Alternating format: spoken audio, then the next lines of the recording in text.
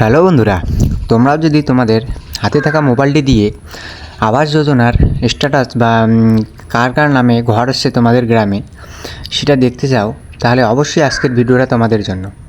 তো আবাস যোজনার ঘর দেখার জন্য প্রথমেই তোমাকে গুগল ক্রোমে ওপেন করতে হবে। গুগল ক্রোম ওপেন করার পরে এখানে সার্চ অপশানে সার্চ করতে হবে যে PMAYG.nic.in। তো উপরেই দেখতে পাচ্ছ যে অপশানটা রয়েছে, তো সেই অপশানে ক্লিক করতে হবে।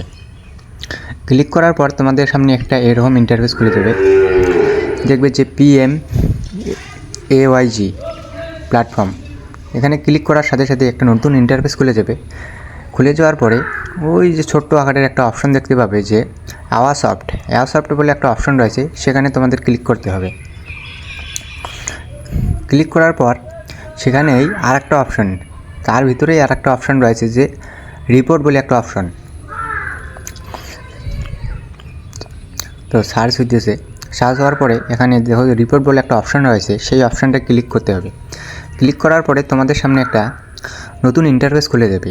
তো এখানে দেখতে পাচ্ছ যে এ নম্বরে ফিজিক্যাল প্রোগ্রেস রিপোর্ট, সেখানে 2 নম্বর অপশানে দেখতে পাবে যে হাউস প্রোগ্রেস অ্যাগেইনস্ট লিস্ট।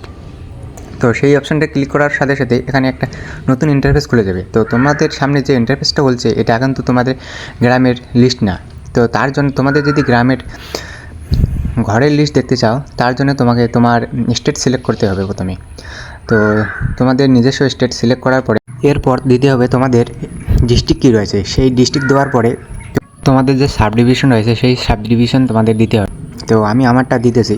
দেওয়ার পরে এখানে আরও একটা অপশান রয়েছে যে তোমাদের অঞ্চল কী রয়েছে। অঞ্চল দেওয়ার পরে তোমাদের সামনে একটা নতুন ইন্টারফেস খুলে যাবে। দেখো যে এখানে সাবমিট বলে একটা অপশান রয়েছে, সেই অপশানে ক্লিক করার সাথে সাথেই তোমাদের যে গ্রামের লিস্ট রয়েছে, অঞ্চলের যে লিস্টটা রয়েছে সেই লিস্টটা নিচে ওপেন হয়ে যাবে।